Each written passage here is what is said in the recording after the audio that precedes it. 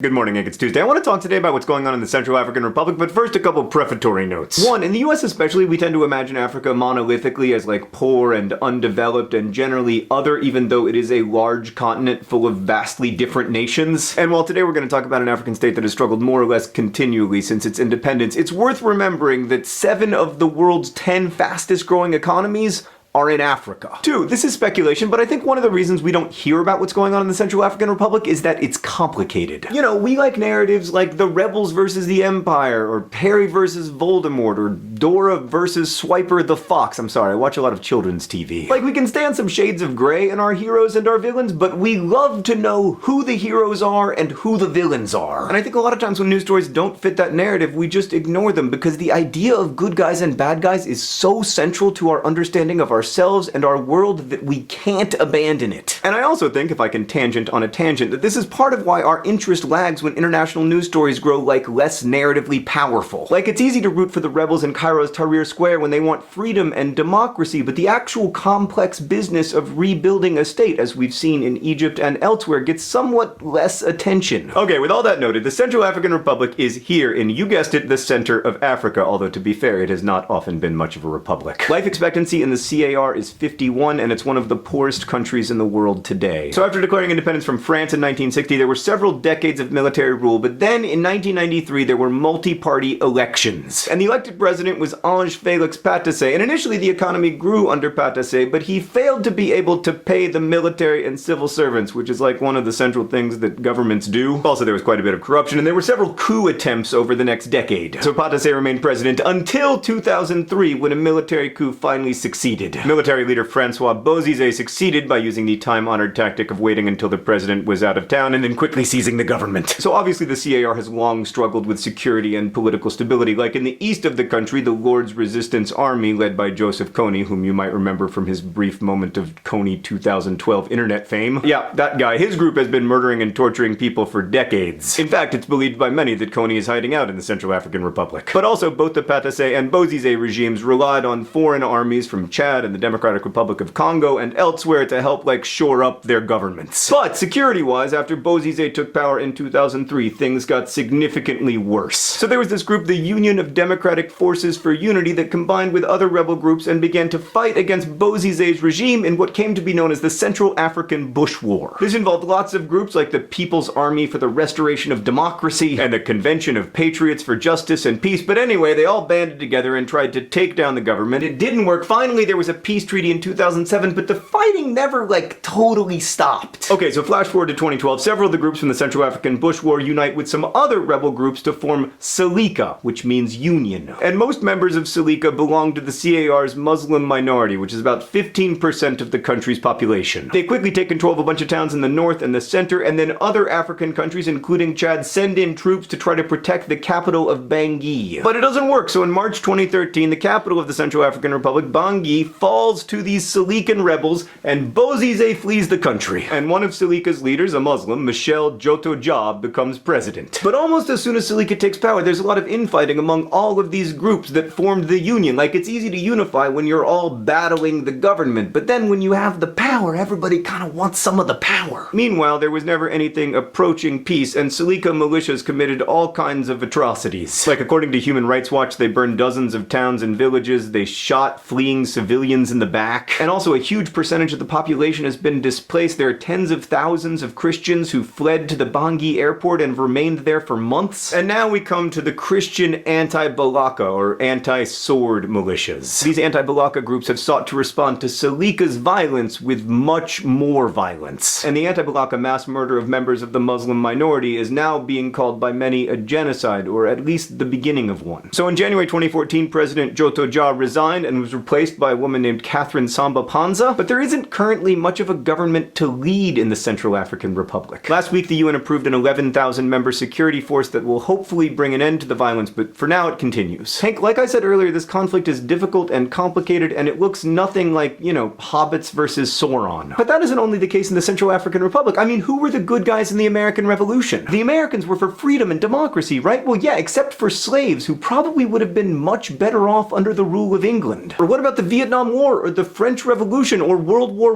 I, in which so many people died for so little? Hank, we can't just ignore stories that don't fit our understanding of the world. And we also shouldn't try to, like, change them to make them fit our preconceived narratives of humanity. We have to make room in our stories for the world as we find it. And the Central African Republic reminds us that war is not finally a story of good versus evil, as much as we might wish it were so. Let's hope the UN peacekeepers arrive soon and can live up to their name. I'll see you on Friday.